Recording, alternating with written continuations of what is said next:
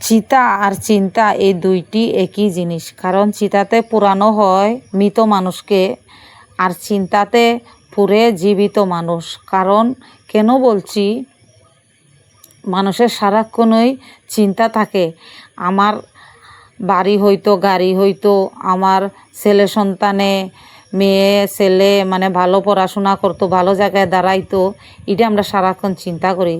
তে বন্ধুরা, দুনিয়ার মধ্যে আমরা কিচ্ছু নিয়ে আইসি না, আর কিছু নিয়ে যাইতামও না। অত চিন্তা করার দরকারও নাই। যে চিন্তায় শরীর ক্ষতি হয় বা আমরা জলে পড়ে ভিতর থেকে শেষ হয়ে যাই, এত চিন্তা করার কোনো দরকার পড়ে না। কারণ আমরা দিন শেষে যখন আমরা এই দুনিয়ার থেকে যাইমু গিয়া, তখন আমরা কিচ্ছু সাথে নিয়ে যাইতাম না, কারণ কিচ্ছু নিয়ে আইসি না। আর কিছু লইয়া অহংকার করারও দরকার নাই বন্ধুরা। তে হ্যালো এভরিওয়ান, কে কেমন আছে? আশা করি সকলে ভালো আছে, আমিও খুব ভালো আছি। আমি রাখি দেব, আমার বাড়ি ত্রিপুরা কৈলাসহরে আবার একটা ছোট্ট মিনি ব্লগ নিয়ে আইলাম। তোমরা সবাইকে স্বাগতম জানিয়ে আজকের এই ছোট্ট মিনি ব্লগটা শুরু করলাম।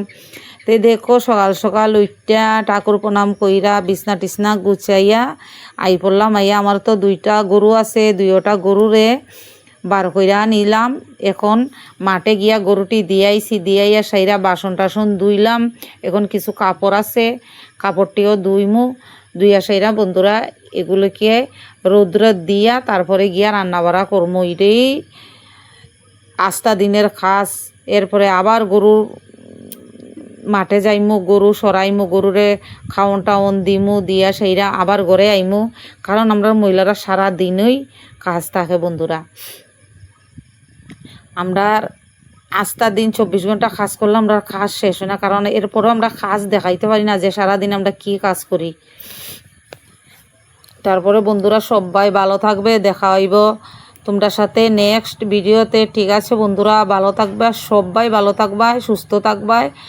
ঠিক আছে, টাটা, বাই বাই।